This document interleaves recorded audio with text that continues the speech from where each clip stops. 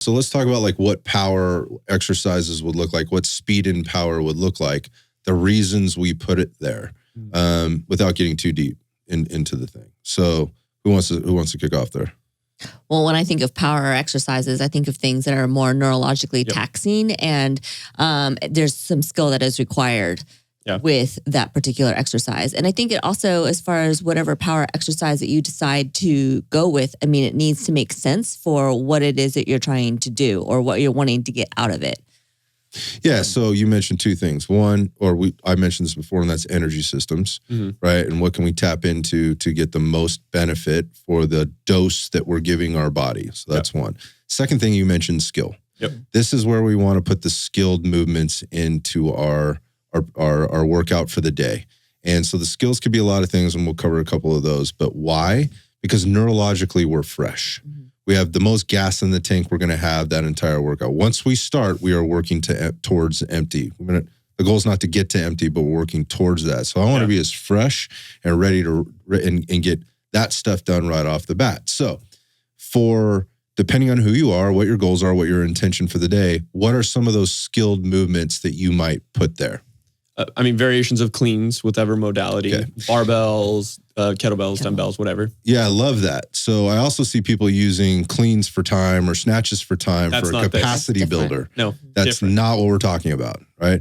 This is where we put the loads in that are going to stimulate the body to a level that actually makes sense for power, which is actually fairly light. You don't need to use a lot of weight.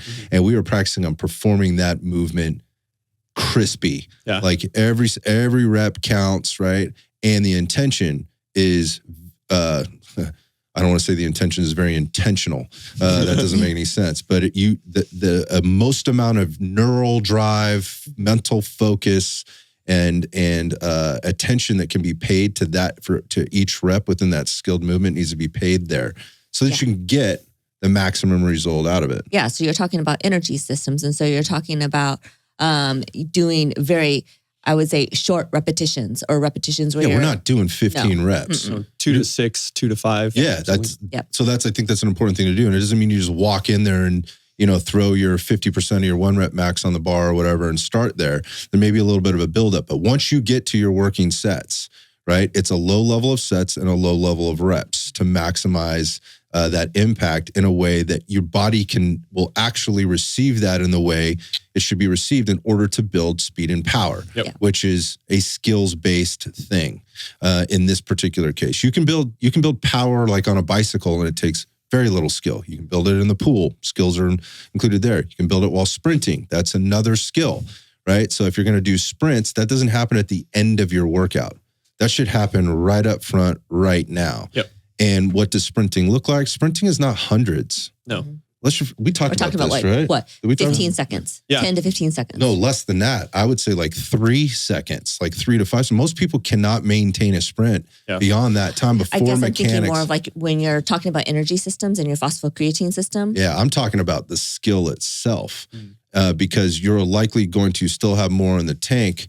It's going to be a mechanical or a neuromuscular issue that's going to break down first, even before you start losing energy. And that should be the case. Like, I don't want to burn through all of my energy because I want a little bit left to then go and practice the skill again. But I hear what you're saying in terms of managing energy systems against the skills building. What we don't want to do is tip past the energy system in the phase that we're working here in our workout right now that helps us build the skill. Yeah, I think this is probably, I would have to say probably from the novice especially, is this one of the most butchered areas of not being able to ramp up into that enough intensity, let's say like that top speed on that sprint, and doing too many lackluster, like low intensity, but doing too much volume. So really, even with power training, if you can tap into turning on that nervous system, turning on that neural drive to a high level, really when you're doing it, if you're getting where you're tracking this, once you know what that peak looks like, if you're doing power training, as soon as you start to drop off from that peak, you're done. You're done. So for a lot of people, this could literally be like, sometimes my power exercises are 2 to 3 sets of the working set. So we ramped up a little bit, 2 to 3 sets of very low reps where I'm just trying to ramp up for the rest of the workout. I'm getting that good effect from it. But as soon as I start to feel that cliff go down at all, we're done. You're done. You're moving on to your next movement. That's the intention. In some days, that might be less reps than the day prior because you didn't get as much sleep, you were tired, you were sore, whatever the case. Love it. So like a high level of awareness is really important here. I mean, I'm just to ask Steven a question here. Like, you ever go out for like, you have your long run planned or you have your more intensity run planned and you get out and you're just like, this plan ain't going to work today.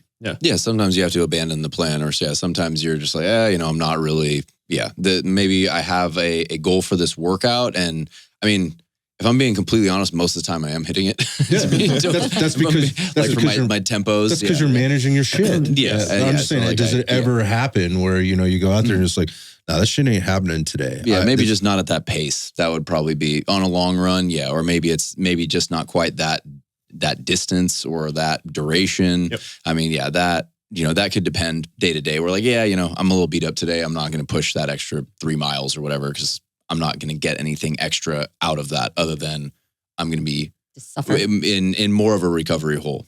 Yeah, so there's a connection to that psychologically of what's going on as well as emotionally, and being okay with both, being regulated there in a sense, and not just going no days off, don't quit, balls to the wall, but also don't throw your hands up, right? Because there's going to be those good and bad days. But be able to recognize that. But on the power training side of things and the skill building piece of this, it doesn't last very long. It's actually the larger percentage of your workout is not being spent there, even if your focus is speed and power, right? It's the things that happen after that that are going to complement that, and it's going to be managed. The fuel systems are going to be managed against that, or energy systems are going to be managed against that as well. So, if you're sprinting, which is something that's very popular right now, it's sprint timber, right? When we're recording this, and I believe most people need to sprint, right? Should be sprinting. They don't necessarily need to be sprinting to achieve their goals, but they should be, right? It's something that our body our body is built to do. Obviously, we stop doing that at a certain age, and some men, and women never sprint after they're 15 or after high school or whatever, when they were in PE or on a sports team or whatever else. They just never do it again. It's something you could do. I don't recommend you just go out and start sprinting. There's things you can do. Talked about that. That's the disclaimer. We've talked about that before. But the point of that is that's where you're doing that. You're not saving that for the end. You're doing it all up front. So power, speed training, skills building happens up front. Where the highest demand for skill is needed. That should be happening in the front. And you're not up there beating yourself up. There's plenty of room to do that in the rest of the workout. We're trying to build the skill as well as speed and power. You should feel fired up and ready to go after. You should not feel exhausted after it. You should feel like ramped up. Good point.